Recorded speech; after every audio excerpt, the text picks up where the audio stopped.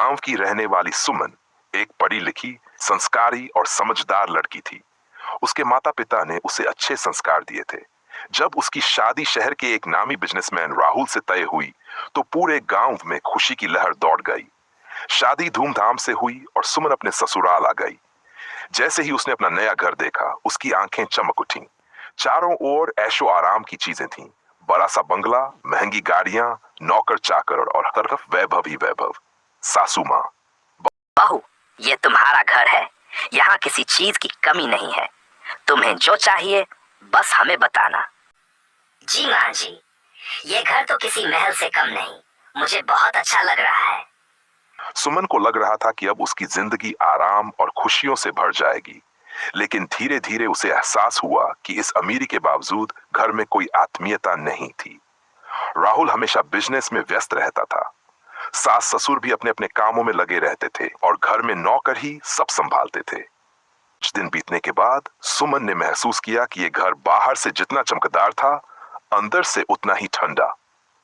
यहाँ रिश्तों में वो गर्माहट नहीं थी जो उसने अपने मायके में देखी थी। एक दिन जब राहुल ऑफिस जा रहा था, सुमन ने प्यार से कहा, राहुल, आज आप जल्दी आ जाए, हम साथ में खाना खाएंगे। देखता हूँ, बिजनेस मीटिंग खत्म होते ही आ जाऊंगा। लेकिन वह कभी जल्दी नहीं आता। सासू माँ भी हमेशा किसी न किसी क्लब या किटी पार्टी में बिजी रहती। ससुर जी अपने दोस्तों के साथ बिजनेस मीटिंग में व्यस्त रहते। नौकर चाकर हर काम संभाल लेते, लेकिन सुमन को किसी से दिल से बात करने का मौका नहीं मिलता था। एक दिन सुमन ने घर के नौकर रामू काका से पूछा, सुमन, काका, ये घर इतना बड़ा और सुंदर है, लेकिन फिर भी मुझे यहाँ अपनापन क्यों महसूस नहीं होता? रामू काका: बिटिया, ये घर महल तो है, पर इसमें रहने वाले लोग एक दूसरे से दूर हैं। सब अपनी दुनिया में खोए रहते हैं। अमीरी में बहुत कुछ होता है, पर प्यार और अपनापन नहीं खरीदा जा सकता। सुमन को काका की बात समझ में आ गई। उसे याद आया कि उसके मायके में पैसा भले ही कम था, लेकिन वहां हर कोई एक दूसरे का ख्याल रखता था। माँ सुबह उठकर सबसे पहले सबके लिए चाय बनाती थी। पिताजी अखबार पढ़ते हुए उनसे हंसी मजाक करते थे। भाई बहन मिलकर घर के कामों में मदद करते थे। वहां प्यार था, अपनापन था और सच्ची खुशियां थीं। सुमन का फैसला: अब सुमन ने तय कर लिया कि वह इस घर को भी अपनापन देने की कोशिश करेगी।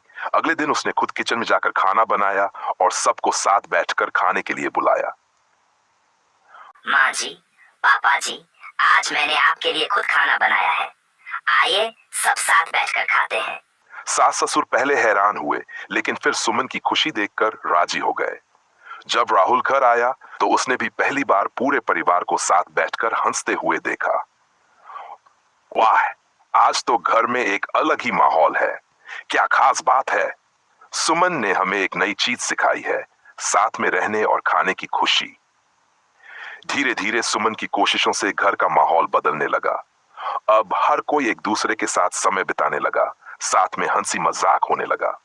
कहानी की सीख: कुछ महीनों बाद एक दिन राहुल ने सुमन से कहा, सुमन, पहले मैं सोचता था कि पैसा ही सब कुछ होता है, लेकिन तुमने मुझे सिखाया कि असली खुशियां